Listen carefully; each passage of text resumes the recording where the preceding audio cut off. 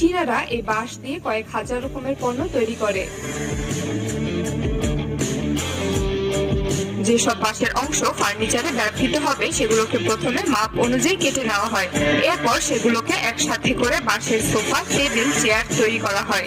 এরপর সেটাকে চকচকে পালিশ করা হয়।